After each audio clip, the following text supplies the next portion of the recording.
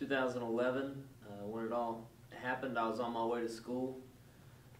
I was a sophomore in high school and heard it on the radio on the way to school. And then we kind of heard rumors once we were at school of what was happening. At first it was just an accident. Then it didn't take them long to come on and tell us that it was a terrorist attack.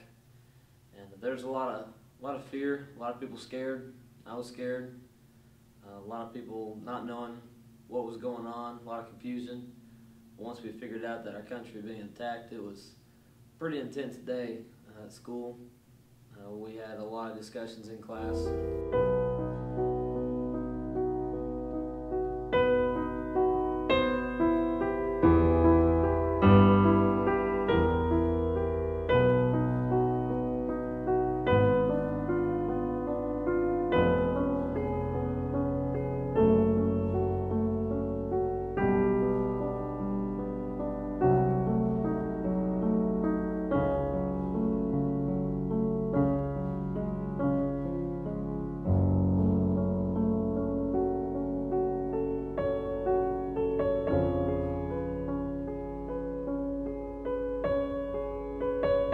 I was teaching 7th grade language arts in Ludwig, Georgia, and there was a knock on my door, and they told me in private that we were going to war. And at first I had no idea what they meant, and they said that the Twin Towers in New York City had been hit, and people started calling the school and checking their children out.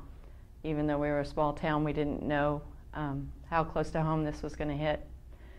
And for days, my whole family was very sad, and we cried with the people who lost people in New York City. It was a very sad day for our country.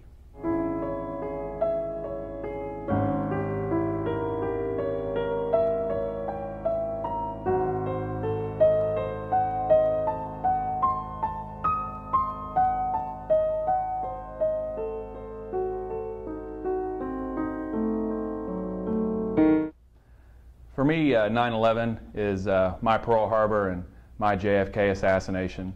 For people who witnessed those events, they can remember that whole day and everything that they did that day, and it's a memory that stayed with them their whole lives, and that's 9/11 for me.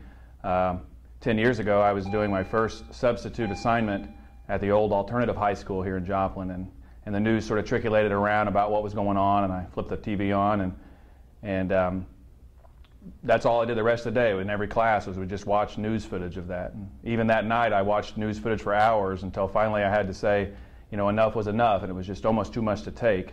It was the most shocked I think I've ever felt, because even though it was happening 2,000 miles away in New York and in Washington, it felt like it was right here, and it wasn't happening to them, it was happening to all of us. And it's a feeling that I still get when I watch news footage from that day, and I sometimes get emotional, but it's something that I'll take with me the rest of my life as well.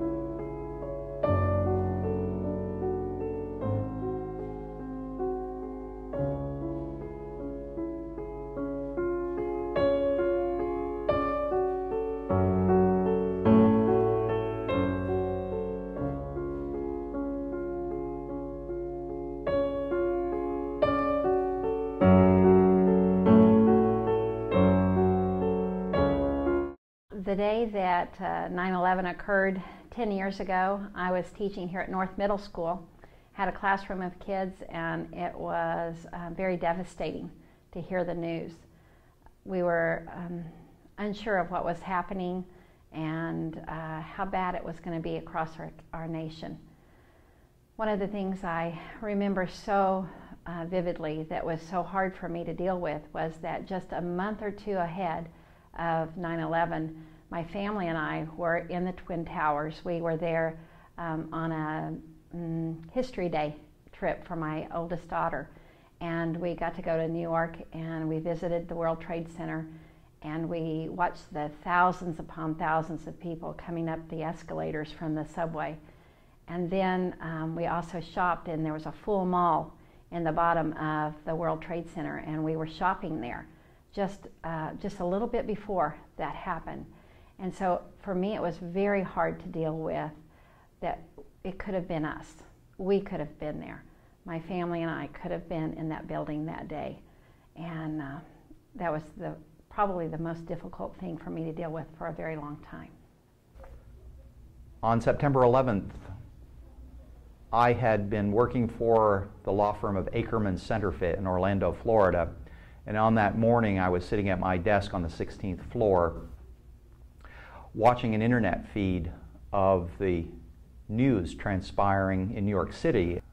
I actually saw the second plane collide into I believe it was, is it the South Tower?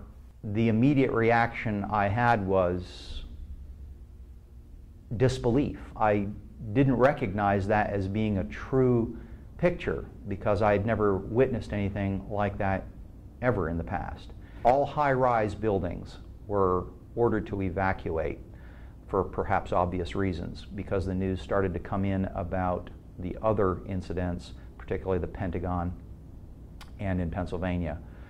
So my immediate desire was to go home and just to tune in, find out, and follow what was taking place. But it was something that I would never forget, that 9/11 fundamentally altered the way Americans look at the world. Well, I was teaching school at McKinley Elementary here in town, teaching kindergarten, and first I got a note from the principal that we were going to all set our TVs up and turn them on for something that was happening in the world. And so I got the television ready and my kids busy, and then someone came to my door and told me that America was being attacked. And we did turn the televisions on, and we saw the planes hit the Twin Towers, probably in a rerun. And then they decided we were going to turn the televisions off. So then I remember talking to my kindergartners about what I surmised was happening, and then we read a book, did some other happy things, and I was anxious to get home to my family that night. My son was at elementary school with me. He was older than kindergarten. My daughter was at the daycare, so I was anxious for my husband and I to get home to work and our family just to be together and know that we were all safe and to watch the national news and find out what really had taken place that day. Those kindergartners now would be 15, 16 years old, so they'd be in 9th or 10th grade now.